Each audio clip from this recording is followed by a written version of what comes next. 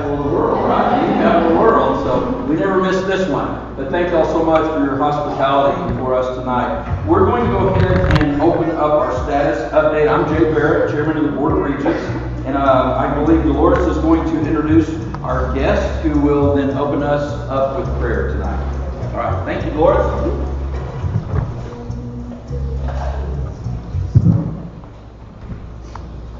So welcome. Our student that will be leading us in prayer today is Mr. Paul Carvajan, son of Saul and Rachel Carvajan. He is honored to be given the opportunity to open this meeting with a word of prayer.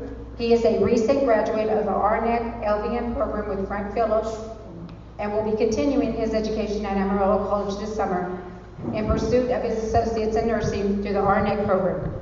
For his free time, which is very rare moments when he's not immersed in his studies, he enjoys exercising and spending time with his family and friends.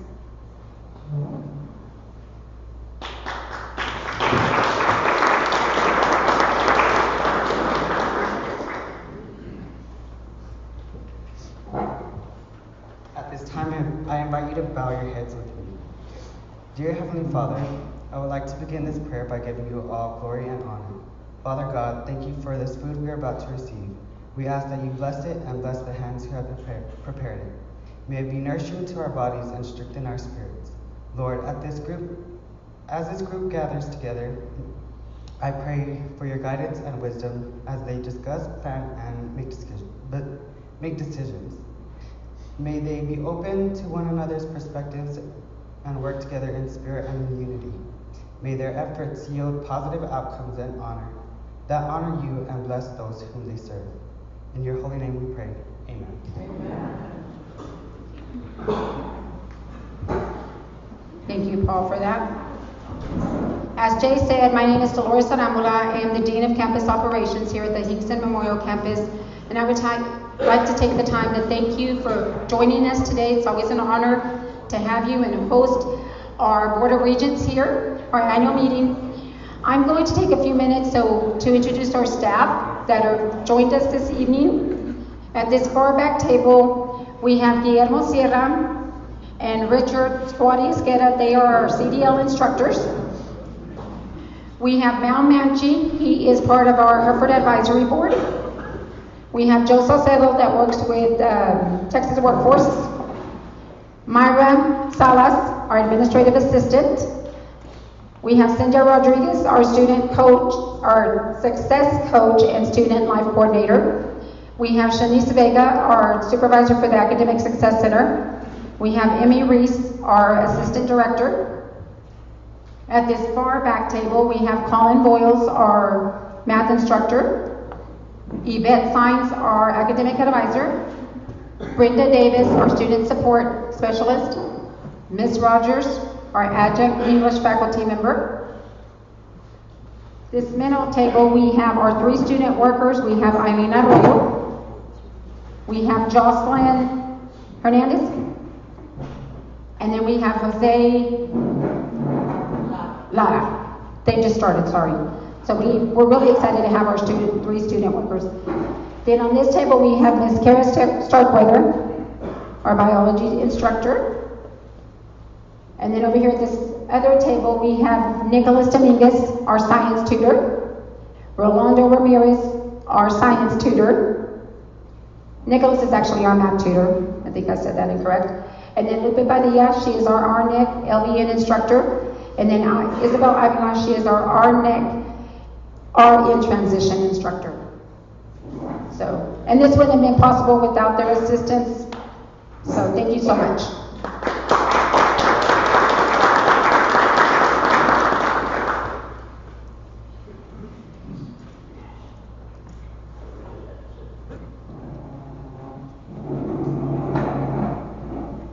So I'm going to be speaking a little bit about what we've done this past year in a campus update.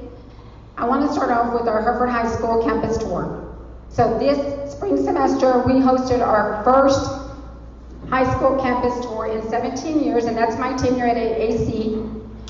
I think that marks a significant milestone that I am extremely proud of. This event was made possible with the assistance of Ms.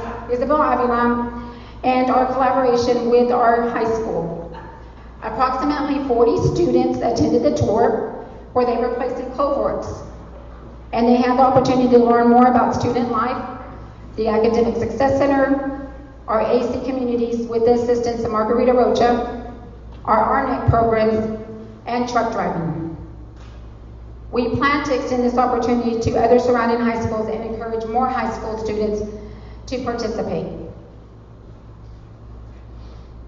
Our next is our Hereford Badger Smart. This seminar was conducted in collaboration with the Education Credit Union. Over 5 weeks, it covered important topics such as student loans, credit, financial obstacles, and cybersecurity, budgeting, and saving strategies. AC students in the Hereford community were invited to attend all sessions, and AC students could qualify for a $250 scholarship provided by the Education Credit Union. I am pleased to share that one of our students completed all 5 sessions and will receive the scholarship in this upcoming semester. Once again, we did a follow-up meeting with Adrian and Colton from the credit union and asked them, how could we expand our services? What could we do? What went correct? What we needed to work on? So we came up with a plan. We will be meeting this summer with our local financial institutions and Ms. Rashmi, so she can introduce her business technology banking finance certificate that we plan to implement in the fall, and also offer internship opportunities for our AC Hereford students with local businesses here in town, and continue offering this seminar to our AC students and the local community. Kids College. We're excited to announce the start of our 5th annual extended Kids College campus in a couple of weeks. And I say extended because, as I said, I'll be completing my 17th year. Our Kids College consisted of art and Spanish. That was it. So 5 years ago, Mr. Daniel allowed me to take the reins over the program, and we've really extended it. We have 17 camps that will be going on this summer. We will be having camps through June and July for grades kindergarten through 7th grade. Linda Dominguez from the AC Foundation and I have engaged with several businesses and community leaders to get them engaged and be part of Kids College and the success, and ask them if they would help us and assist by providing scholarships for our students. One of my favorite camps is Step Into the Future, where children have the chance to explore various career explorations within our community. The community has shown great enthusiasm of being part of this camp. As participants, they get to share their experience, their struggles, where they began, where they're at today, and showcase their expertise with students. And sometimes I think that I'm more excited than the students are for the Kids College, because I think that there's such an amazing opportunity, and I myself get to know more about our community and our leaders. Community outreach. As we all know, it's crucial that we be involved in the community and be visible within our community. We all have participated as staff members, the student body, in activities such as the homecoming, Christmas parade, the 5K community health fair, the Decimal Chamber banquet, even the Kentucky Derby. But as a dean, I represent our campus and various organizations here in town. I'm the treasurer for Hereford Leadership, the VP of Education for Hereford Speakers Club, the Lion Twister for Lions Club, the secretary of the Decimal Chamber, treasurer for Hereford Leadership, and 7 of us have completed the Hereford Leadership program that lasts an entire year. And there are 3 of us that are mentors for the Big Brothers Big Sisters. This engagement provides us with opportunities to represent not only the Hinkson Memorial Campus, but AC as a whole.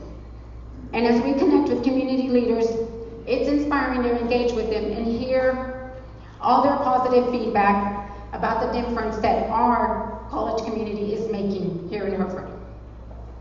And I will hand it over to Ms. Emmy Reese.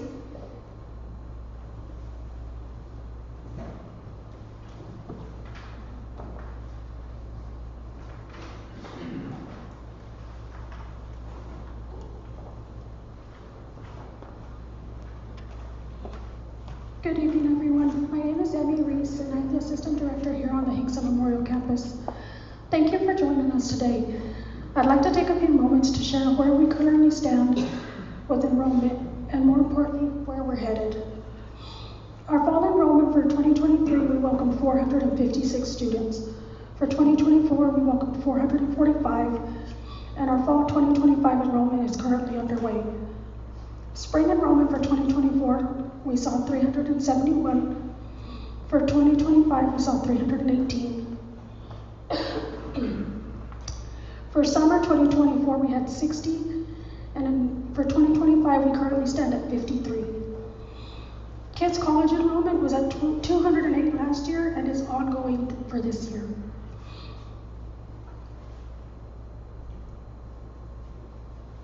While we have seen a dip in enrollment numbers, we are actively engaging in outreach efforts across our community, from school visits and community partnerships to online campaigns and local promotions. We're making sure that families and prospective students know what we have to offer. We have some opportunities coming up this summer designed to open doors for potential students. These events will provide opportunities for on-the-spot registration, campus tours, program information sessions, and one-on-one support. June 17th, we are planning an on-site registration event where students can come in and learn about their degree, plan their classes, and register. July 23rd, the dual credit team will be on our campus as well as the enrollment team.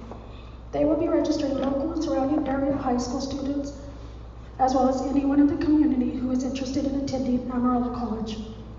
That evening, we will also be hosting a mini Success 360 with the East Campus bringing a trailer and showcasing industry and technical education programs. We have also purchased razor banners which will line our property along 15th Street right here to promote CDL classes as well as Kids College. We're also working on retention. For example, our student life coordinator is working on a retention list that will help us ensure retention and completion from semester to semester.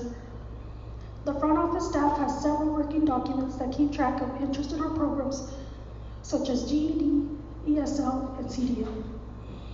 Our advisor, along with our campus support assistants, have collaborated and keep track of registration and appointments.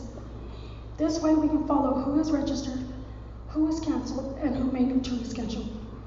These are just a few examples of how we are working on retention. We know that with consistent effort, community engagement, and the passion our team brings every day, we will grow our enrollment. So thank you for your continued support and dedication. Together we are building something meaningful, and the best is yet to come. And now I'm going to pass it off to Ms. Shanice Vega.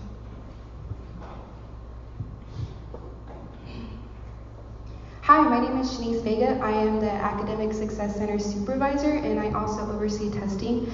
In order to introduce our center, I do want to give a shout out to our staff because they play an incredible part in student success. So we have Brett Bessel. She is our testing specialist, and she is currently working on her MBA. We have Nicholas Dominguez, professional math tutor. He is working on his master's in mathematics. Anne Fremel, professional English tutor. She is working on her PhD in theology. Darlene Richardson, professional math tutor, has been with us since 2008, and she has an associate's in business administration. And then Rolando Ramirez, professional science tutor. He has a bachelor's in biology, and he just completed the dental hygiene program, so we are very excited for him. I would like to mention also, fun fact, out of our 6 employees, 5 of us are AC alumni. So we're very proud of that. If you'd like to get to know more about us, you can scan that QR code and there's a handout letting you know a little bit of information about us. So I do want to get into the services we offer, and then we'll dive deeper and I'll let you know how many students receive for these services. So for tutoring, we have math that has college algebra and contemporary math. And then we have English that consists of Composition 1 and Composition 2. For science, we have AMP 1, AMP 2, and microbiology. Writer's Corner, we help with any writing assignment. Doesn't matter the class, we help with essay help, discussion post, homework, and even writing emails to students and instructors. Other general courses, what we see for that is more likely BCIS, but we do help with any class offered in Hereford if students need it. We do have TSI review, which is very important. Starting fall, dual credit students must be TSI complete. So we have TSI reviews in order to help them study and get those scores. We also help with GED. Smart Start is a free course to help students build their skills so they're more successful in English and math when they go into those courses.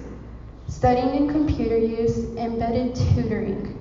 We have this in math and English courses. We do this so that our tutors can build those friendships with students and do outreach, and they also get to stay up to date on the information in classes and the instructor's expectations. And then HESI reviews. We offer one-on-one and group sessions to help any health science student applicant get prepared for the exam. So now for our statistics. If you see on the left, we have our fall visits. I do want to note there was a decrease in numbers. We went from 333 visits to 193. We did see a decrease in fall in 2024 because our students were having a lot of financial problems, problems with work schedules, childcare. So in order to help with that, we had an instructor, Kara Starkweather. She offered instructor-led tutoring and saw 86 students. I do want to note that it's probably more than that because we did not start tracking it till October, and she was seeing students starting in August. On HESI reviews, we did have 0 because we did start that out and it was kind of hard to get going. In spring visits, we went from, I'm really excited to say this part, we went from 250 to 404. So 404 is our previous semester. So we're really excited that we were able to bring it up. We did start some initiatives. One thing is on pre-assessment activity on both, you'll see it drop to 0. That's because we handed it off to the testing center.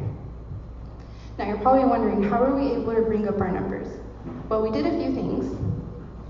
So one of our new initiatives was increasing the sense of belonging. So our center, it could have used improvement, such as we started playing music. You know, it's a little less intimidating. We got new furniture. We moved the furniture around. We also started, visiting classrooms so we looked less scary and students could see our faces. We also send out a mass email to students with our schedule and our contact information and our bookings page. We increase collaboration with the high schools. So we have had TSI boot camps for, I want to say since December. They were hard to get going, and what really helped was we partnered with the high schools to get those going. Since they're the students that are going to be incoming, we offered sessions strictly to high school students. They were bussed over, provided lunch, and that's when we saw an increase in our numbers. We also increased instructor collaboration. We noticed in our tutoring services that students didn't really know how to study for exams, and we felt like that might be affecting them. So our professional English tutor partnered up with our biology instructor, and they created study skill sessions. It did really well that other instructors started asking for us to go to their classrooms and offering it as well. Then mandatory tutoring tracker. Sorry, I'm congested. So we started doing this. It's a spreadsheet I created, and I really saw it taking off when I started sharing it with instructors.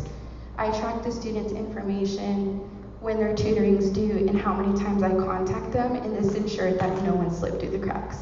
And some of our instructors have access to it too, so they're able to track it with us as well. Embedded tutoring, we are expanding our embedded tutoring to science courses this summer for biology and EMP. And then HESI services.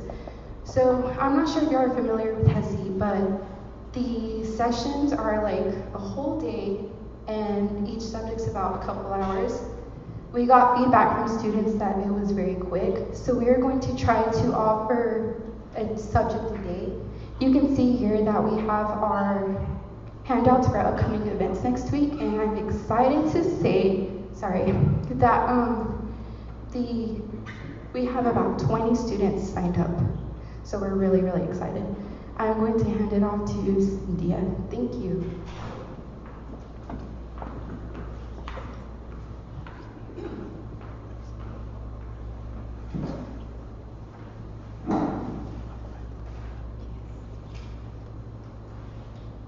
Good evening, everyone. I appreciate the time to be able to speak with you today. My name is Cynthia Rodriguez, Student Life Coordinator, as well as Success Coach and FYS Instructor here at the Hinkson Memorial Campus. And my mission as a Student Life Coordinator here is to be able to provide a more engaging, a more inclusive, as well as enriching environment for our students. And the way that we keep this mission in mind is by continuously working on our student life goal, which is to support a unique learning experience for them. And the way that we actually do this is by providing them with opportunities for leadership, for service, for connection, as well as for creativity. And actually, research and studies show that creating these opportunities for the students actually promotes and supports their personal growth, as well as it also helps them develop those skills that they will need later in life, whether it be general life or their career development. And so I'm very proud to say that this past year we have seen an increase in student involvement and impact, and that has been through our two very first established student-led clubs, one of them being our Hinkson Memorial Campus Student Ambassador Club, which solely focuses on leadership and service, and then our most recently established club, which is the Hereford Campus Art Club, which focuses on creating a safe space for our students to be able to express themselves through art, as well as they help promote self-care. And the following video will actually demonstrate the great things that our students have done this year.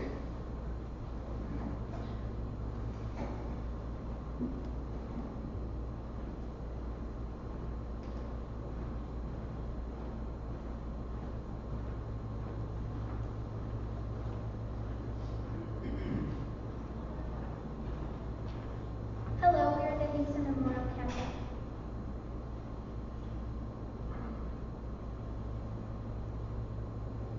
Student Ambassador Club. The following will be our favorite things that we have done during this club.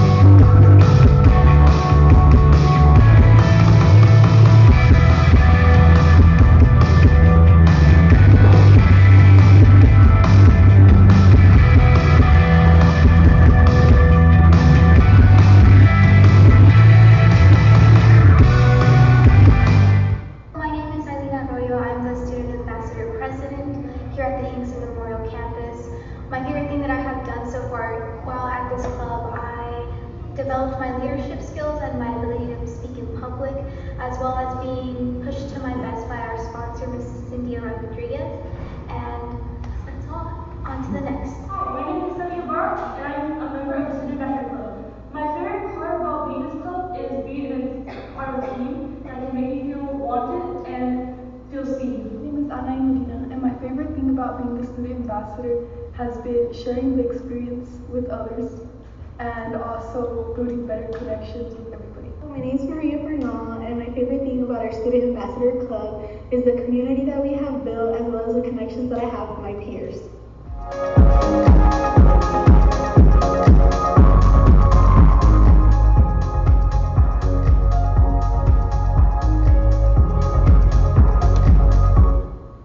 Thank you so much for taking the time to watch our video. We're actually very proud of the progress that we have made so far, and I'm so proud of the students that have been involved this past year. And I am even more excited to expand our efforts this upcoming year. So thank you so much for your time.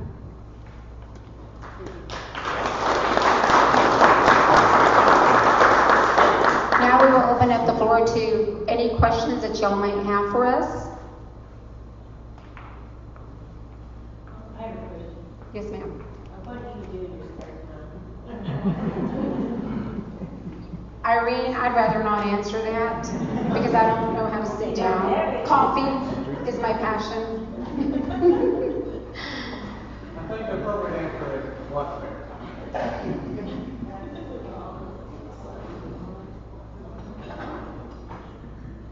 Any questions? What about future plans? And for like the art club and that group, not success center, but future plans and what else would be nice to know? So anything that you guys have planned coming up? So the Student Ambassador Club and the art clubs are student-led. So basically, they get to decide what to do in each meeting that we hold every month. The student ambassadors solely focus on helping be the student voice and gather all those opinions from every student on campus to see what events they would be interested in, and that's how they actually make that decision. Our art club solely focuses just more on expressing themselves through creative art initiatives. So they make those decisions every month that they meet. And then I'm not sure about the testing center, I'll let you know. Yeah, for Academic Success Center, I actually thought about this morning. I really want to work on our Smart Start courses. I feel like there's so much potential there, and I'd really like for us to do more outreach with those students and be better at contacting them and encouraging them to come in. I feel like that program is very special, especially for students who have been out of college for a while. And I'd also like to continue working on the sense of belonging in our center. I know we've made some small changes, but I'd like to see some bigger ones and just make ourselves look less scary to the students. I feel like that's one big concern right now is students are just intimidated by adults. But I think those are my 2 plans right now, and then I'll think about it more later. Any other questions? Yes, John. Are there any programs that would benefit the Herbert residents that we currently are not offering to students? Yes, probably our technical education, and I'm working hand in hand with David and the East Campus to get those initiated, and hopefully we will have our dual credit welding implemented in the fall. Keeping my fingers crossed, I think it's going to be a yes, a go. So definitely in that area.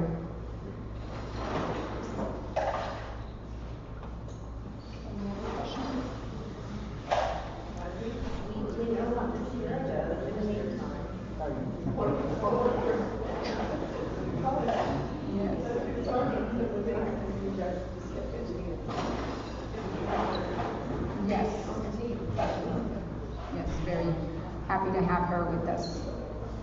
Well, if we don't have any questions, our next part of the meeting will be in room 103. So that will be our next part. So thank you so much.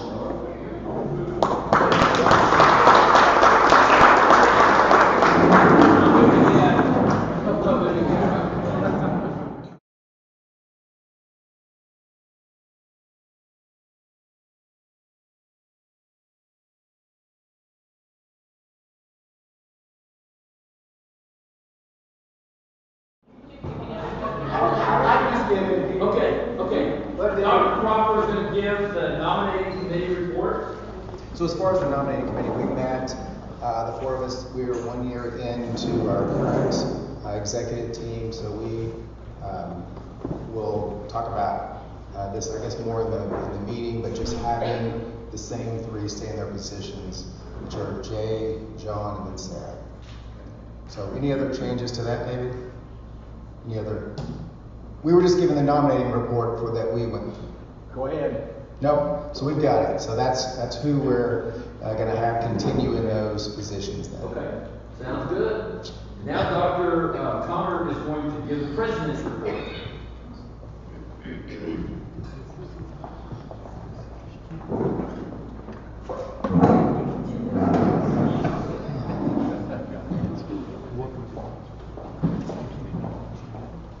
Good evening, everyone. Dolores, a huge thanks to you and your team for hosting us tonight. Yes, thank you. This is so nice, and I know I've been hearing all about the dinner, and I did not disappoint. So, no, you were fine. So it was fantastic. Thank you.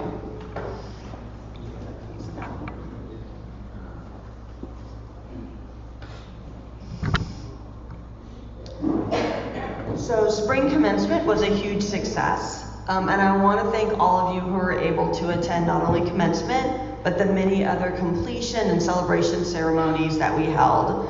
We had 1,030 students that earned 1,131 degrees or certifications. I was able to watch some of the ceremony on live stream while we're getting ready for Reese's graduation events in Florida, and want to thank Sadie and her team for the wonderful job that they did in creating the video to allow me to share my congratulations to our graduates. I also thoroughly enjoyed being part of the LBN and ADN pinning ceremonies, and Dean Crowley and team did so much work to ensure the ceremonies were personal and a celebration of each student that they were a part of. So I had to put this photo up on the screen and share a little bit about it because it has gone viral. Yes, right? So hopefully a lot of you have seen this. This is Raphael. He is one of our graduates. He is 83 years old and just graduated and completed our HVAC program. So a little bit of the stats of what happened with this photo out on social media. There was the original Facebook post. It's had 7.2 million views, 33,000 likes and reactions, 16,000 shares, and close to 500 comments. Then there was a TikTok creator that took it and reposted it. That's gotten so far 385,000 likes, 20,000 shares, 12,000 saves, and 2,600 comments. There's been now other reshares and inspirational memes that have been created, and that's another 88,000 likes, comments, and shares. And some of the comments that we're seeing related to this photo, so many people are congratulating Raphael and talking about how much he has inspired them. A few comments, "I'm so proud of a stranger," and "the world is watching and is so proud of you." Many people commented that they're 28, 38, 45, had thought about going back to college or going to college and thought it's too late for them. But now they're saying, if he can do it, maybe I can do it. And then there's tons of comments and replies encouraging these people, saying you absolutely can, definitely go to school. Some other comments talked about, "This makes me feel better. I'll be starting class in June. I haven't been to school since I graduated high school 10 years ago." And many people know him throughout the Amarillo community. Am I making this thing keep switching? Maybe so with more of my phone, sorry. And so a little bit of a quote there is they talk about, "This fills us with huge pride to congratulate Raphael on behalf of the whole community and thank him for continuing to be a great example for the entire community. We often complain and deny that we don't have time or that we're very tired. But here we have the very best example that wanting is power." So I wanted to make sure to share that with you. Keep a watch if you hadn't already for more comments. It's been incredible, and I know Kim's been getting in touch with him, and so definitely looking to want to see him more. We had several fine arts performances that were excellent and a tribute to the talent of our students, as well as the caliber of our faculty who go above and beyond to pour into them. So I spoke to community members and proud families who attended, and they could not say enough wonderful things about these events. Just to name a few of them that I was able to attend were the Chamber Orchestra and Guitar Ensemble Concert, Brass Ensemble Concert, and our theater's production of Between the Lines. How many of you were able to go see any of those? Awesome. I'm glad we got some people. I know we had so many things happening in May, so it was hard to get to everything.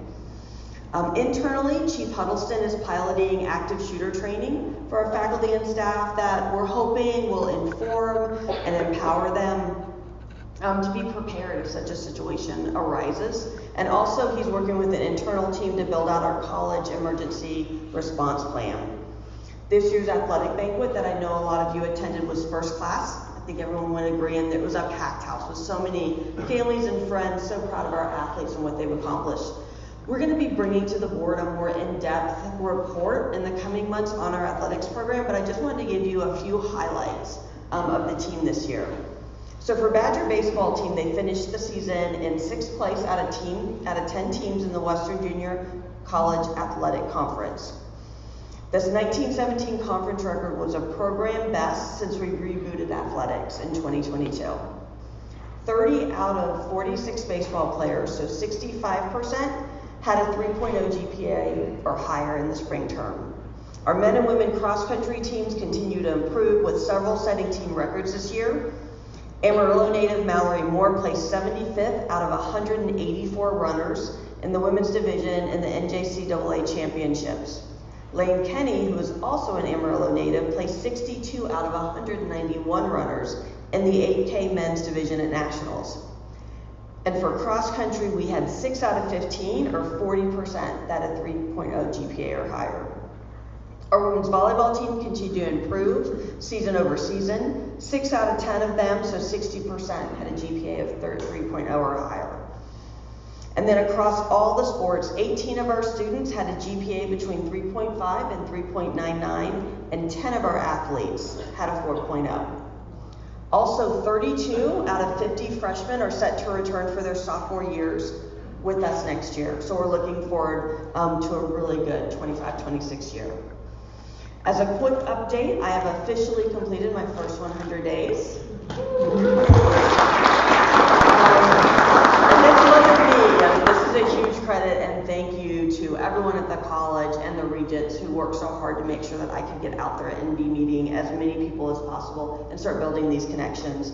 This past month, I was excited to tour the Amarillo Area Foundation and talk with Carolee Clay about how to further strengthen the work AC and AAF do to support our region. I also found out that the cattle drive that happens down Polk Street for the rodeo, so I'm so excited to be able to attend that in June. I had great conversations with our Amarillo City Manager, the Deputy City Manager and Public Safety Director, as well as leaders from Elevate Amarillo and the United Way. I met with and presented to the Amarillo Downtown Lions Club and also had the pleasure of speaking at the Amarillo South Rotary's Mentorship Luncheon. I had an interview with Panhandle PBS, which was a lot of fun, and also I'm really appreciative of being included in the current Brick and Elm issue that's spotlighting leading women in Amarillo. I met with Amarillo Angels and I'm so inspired by the work they do to serve our kids and young adults within the foster care system. And I'm excited to build stronger partnerships between our two organizations to provide pathways and opportunities for them through education. I attended my first in-person P16 Management Board meeting. It was great to see familiar faces that I've been meeting, and they're all so committed to education and thinking creatively and differently together in order to serve those in our region and meet the future workforce needs of our employers. During that meeting, I was voted in as the chair, and so everyone was very gracious as I kind of stepped into that out of nowhere. I spent some time visiting with our business office, as well as the adult education and literacy team on the West Campus. Also, Neil Nossaman and Greg Welch welcomed us into their home for a fantastic evening with long-term supporters and champions of Amarillo College.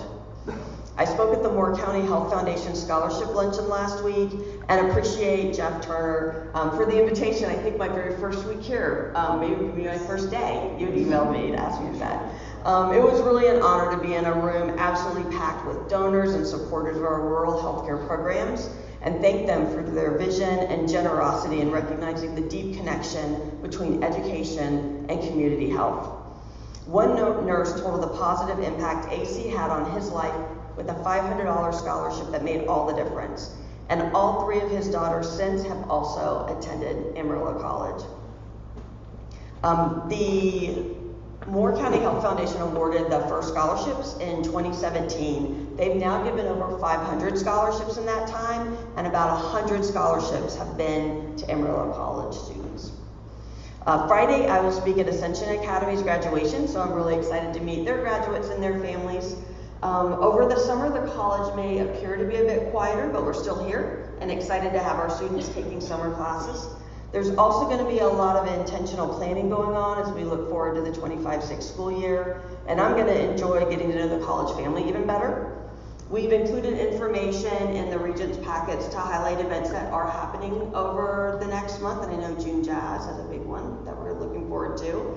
And then we're able to get on everyone's schedules, got everyone coordinated. So our Board of Regents Budget and Strategic Planning Retreat has been set for Tuesday, July 15th. Thank you. That's my report.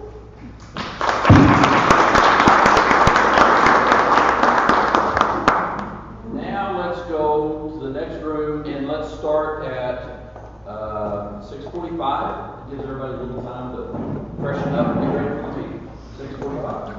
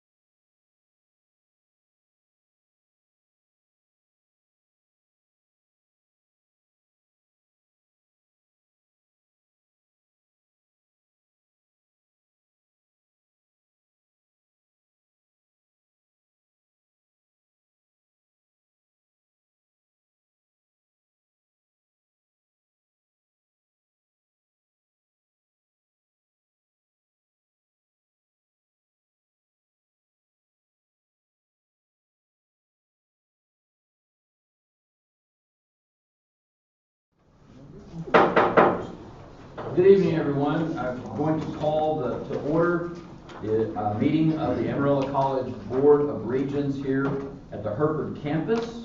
I want to welcome everyone here tonight. We've had a wonderful opening session with great food from the Hereford campus, and we really appreciate them. At this time, we are going to say the Pledge of Allegiance. If everyone please stand, we have a flag up here, and we'll begin. I pledge allegiance to the flag of the United States of America and to the republic for which it stands, one nation, under God, indivisible, with liberty and justice for all. All right, thank you. Are there any public comments? No. No cards out? No public comments? So we'll go ahead and go on to item number 5, the minutes of the regular meeting of April 21st, 2025. You've all had a chance to see those, hopefully, and I'll entertain a motion concerning the minutes. Okay. And second by Ned. Any discussion? All in favor of the motion to approve the minutes signify by saying aye. Aye. Any opposed by no? All right, that motion carries. Item number 6, the consent agenda. You've got appointments and budget amendments. I'll entertain a motion concerning the consent agenda items. All right, second. All right, John. Second. Any questions or any comments? All right, the motion has been made to approve the consent agenda items. All in favor of the motion, please signify by saying aye. Aye. Any opposed by no? All right, that motion carries. And I don't know why I keep my hand on the gavel. I'm going to bang it. All right, so at this time, item number 7, Mr. Chris Sharp will come and prevent chaos.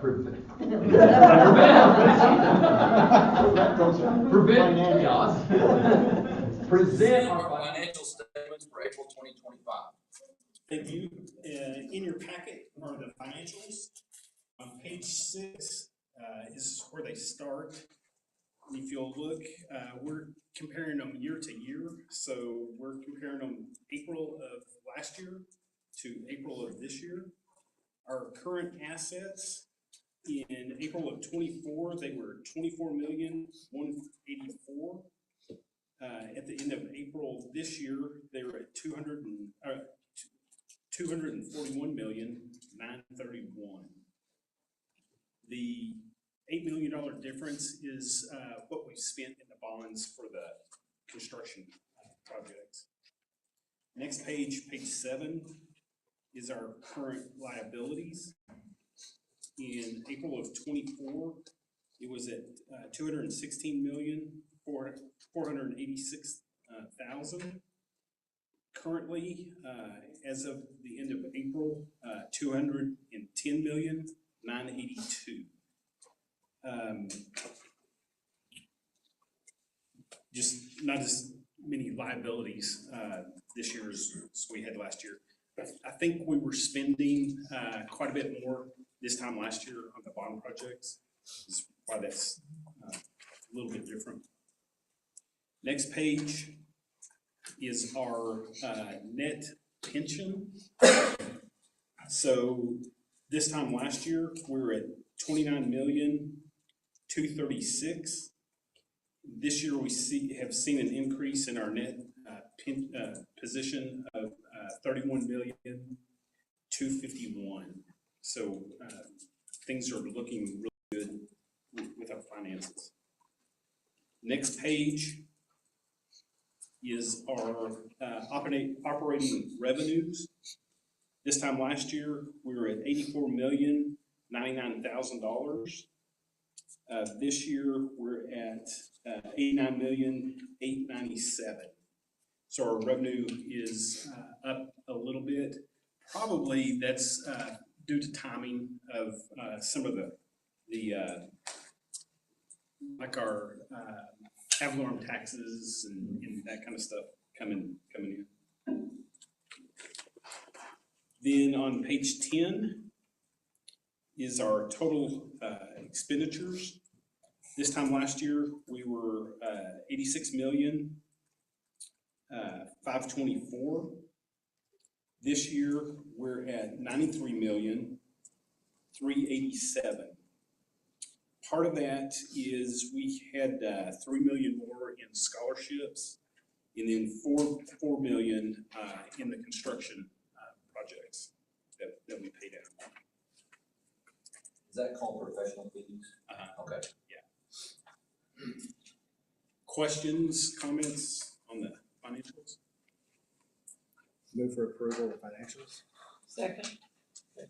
Motion's been made and seconded. Any discussion? I do have a question concerning the bond. About how much money do we have left? So there's about $2 million. Okay. Okay. All right, we're getting down to it. Anybody wants to contribute? Okay. I hear you. I hear you. All right, so motion has been made and seconded. All in favor of approving our financial reports, please signify by saying aye. Aye. Any opposed by no? All right, the motion carries. The financials have been approved. On number 8, Ally will be administering the oath. What's wrong with me tonight? The oath of office for newly elected officers, newly elected regents. So Ally, do you want to take over? Sure. If I can ask David and Paul to stand up and raise your right hand. Okay. I state your name. I, David Woodburn, Do solemnly swear do solemnly swear that I will faithfully execute that I will faithfully execute the duties of the office the duties of the office as a member as a member of the Amarillo Junior College District, of the Amarillo Junior College District, Board of Regents of the State of Texas, Board of Regents of the State of Texas, and will to the best of my ability and will to the best of my ability to preserve, protect, and defend the Constitution to preserve, protect, and defend the Constitution and laws of the United States and laws of the United States and of the state, so help me God. and of the state, so help me God. Congratulations. All right, anything else? Let's give a round of applause. That's a hard-fought campaign and really crazy times these days. So thank you all for your commitment to running and to serving Amarillo College Board of Regents. Glad y'all are back. And then Ally is going to. No, that's you. We're going to sign some things. It's not official until it's signed.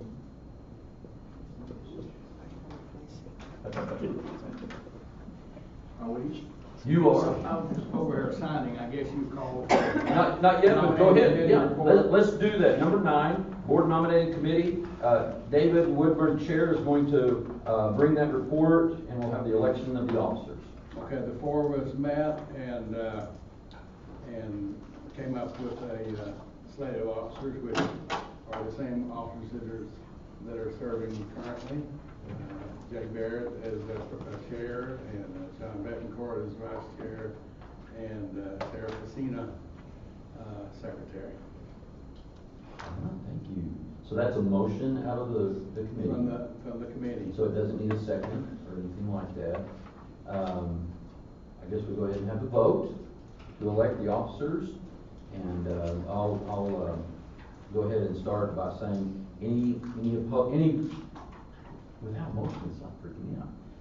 All those in favor of the slate of candidates for officers, please signify by saying aye. Aye. Any opposed by nay? Any abstentions? Okay, that motion carries. And on behalf of the executive committee, we are pleased to serve. And this is either a vote of confidence or you're saying, do it again till you get it right. I'm not sure which, but I'm very honored to do that. And I know John is, as well as Sarah. And so thank you all for your confidence in us. We enjoy it. We hopefully provide good service. John, you want to say anything? Just thank you for the confidence that you bestowed upon myself, Jay, and Sarah. All right. Moving on then to, make sure I don't miss anything here, item number 10, faculty promotion and rank recommendations. Dr. Frank Sobey, please bring that to us. Thank you, Jay. The following faculty members have been recommended for promotion and rank by their supervisor, the rank and tenure committee, the appropriate administrative channels, and the president. They meet all the criteria for promotion and rank as stated in the Amarillo College Faculty Handbook. If approved, the effective date will be September 1, 2025. And you can see that we have 5 moving from instructor to assistant, 1 from assistant to associate, and 2 from associate to professor. I would entertain a motion concerning item number 10. Second. Okay. All in favor of the motion, please signify by saying aye. Aye. Any opposed with no? That motion carries, and congratulations to our new assistant professors, associate professors, and professor. Congratulations to them. Number 11, we'll ask Mr. Chris Sharp to take the podium and talk to us about amending authorized representatives for tech school. Yeah, if this item looks familiar, it's because you've done it, this will be the third time you've done it in like 3 months. So every time we have a change of employment with someone that is our treasurer, then we have to go through a resolution to add someone to the text pool to be able to work with the text pool. You guys did this maybe a month ago, and we lost that person to Pantex. So we have hired a replacement for her. Her name is Denise Somerville. So we're requesting this resolution be passed to have myself, Michael Sugden, Denise Somerville, and Michelle Vineyard, my assistant, to be able to work with the text pool account. Text pool, just to remind you, is where we put some of our short-term investments. So it's very liquid. We can get to them really quickly. So if we get, say, ad valorem taxes in, so we'll put them in text pool, and then maybe if we have to pull it out in a month to pay payroll or something like that. So it's a really quick turnaround for our funds. Questions on it? Move for approval. Second. Okay, motion's been made and seconded. Any comments or questions at this time? All those in favor of the motion, please signify by saying aye. Aye. Any opposed by no? That motion carries. Thank you, Chris. You can stay up there. For the sale of the county property obtained through the sheriff's sale. Yeah, so there was, Potter County had a sheriff's sale. So this is when properties are in foreclosure, haven't paid their tax bills, so they have a tax lien on them. So the county puts them up for auction, and they have a minimum bid that you can bid on. These properties didn't, no one bid on made the minimum bid on them. So by law, they can offer the properties to go out on bid with no minimum bid. So that's what these properties are showing. In your packet, you have a list of the properties that sold. There's a couple of them that had no bid received on them. I'm assuming they'll just go out on bid until those are sold. What this does is it gets the property back on the tax roll. Since they're in our district, you guys have to approve the sale of the properties and then putting it back on the tax roll. Questions? Just because I don't really know a lot about these types of properties, I'm interested in knowing what happens to the ones that receive no bid. I think they stay on the bid process, so the next time they have a sheriff's sale, it'll go back. Yep. So if you want some cheap property, you can go bid on them. Yeah. All right, any other questions? Do I hear a motion on item number 12? Move for approval. Okay, any other comments or questions?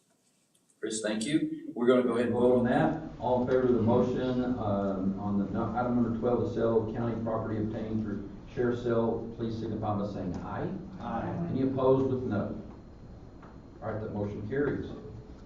Dr. Sobey is going to come and talk to us about rank stipends. Very important discussion tonight. He's going to bring with us to talk to us about rank stipends. All right, so this item is placed on the agenda so that the board may consider moving faculty stipends into base salaries. Amarillo College faculty who have earned rank beyond instructor currently receive an annual stipend. After discussion, the board may wish to approve moving rank stipends into faculty base salaries. Do you have any questions for me? Does everyone understand that? I think it would be good to walk them through Sure. the broader scope of what we've been working on, and then also speak to the impact, the number of faculty that would be impacted, what the financial impact would be.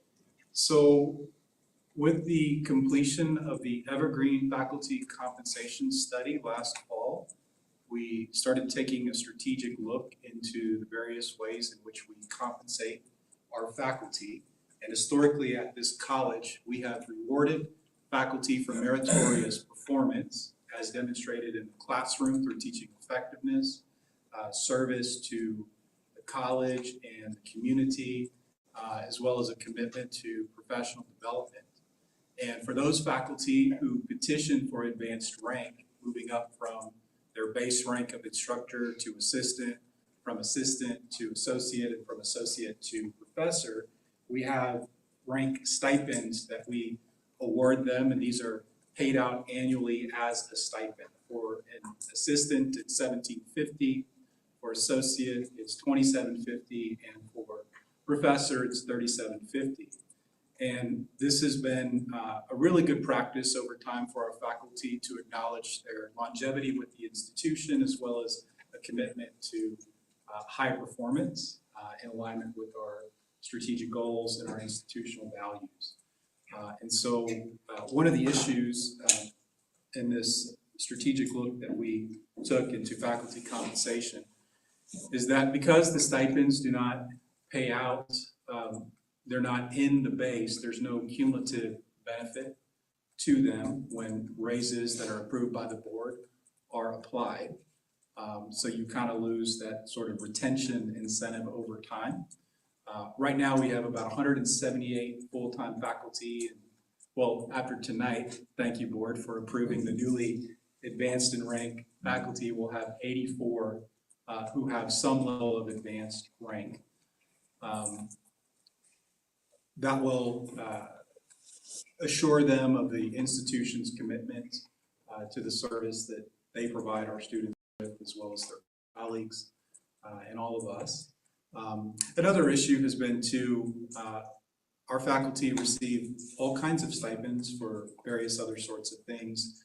Overload pay when they teach classes in excess of 15 hours, leadership if they're administering a program or doing other types of service for the college, and their pay advice gets a little messy. So this would also be a way of cleaning up their pay advice and making it a little clearer. So that's why we're bringing this forward to you today. Would you like me to get into cost or anything? Well, yeah, I think what I would just add is that Dr. Sobey has been working with his academic leadership and faculty senate to really take an overall strategic look at how we pay faculty. And so this is just a start, and as they continue to do good work on looking at these other stipends and different things, we'll be coming back to you with that information. The reason that we thought that rank made a lot of sense to bring to you when we saw it is that some of these other stipends, there needs to be more conversations too, because they could go away, right? You could have someone that is a chair and they receive a stipend as a chair position, and they decide to step back down in faculty, and that's going to go away.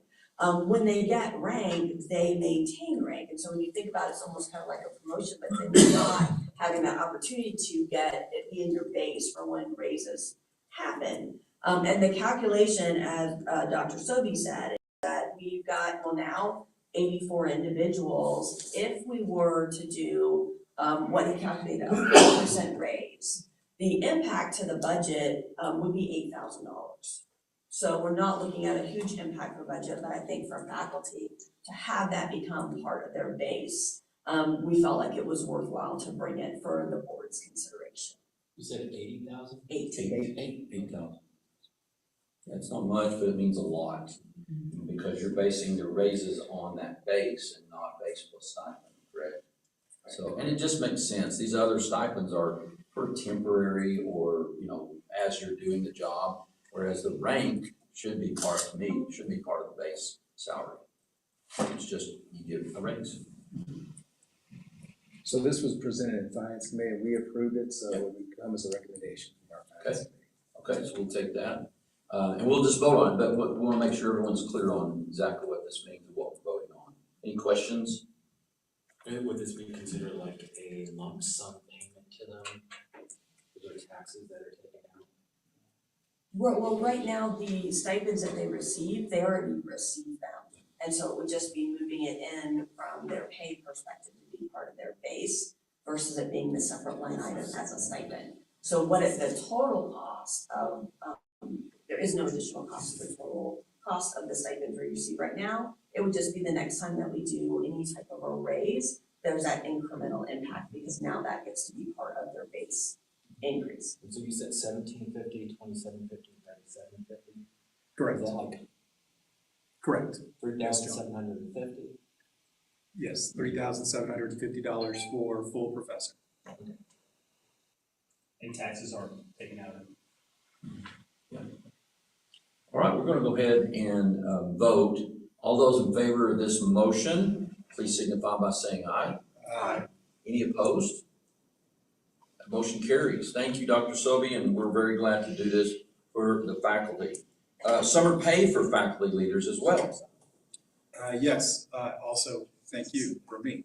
So as a part of this strategic look, one of the other compensation pieces that we looked at pertains to our faculty leaders. And so most of our faculty are on 9-month contracts, but we have some faculty who administer programs. And in the fall and the spring, they receive a leadership stipend for the administration of their program. And in the summer, they receive an extra month or extra months to administer their program because they have more duties related to their program with admissions, vetting applications, and so forth.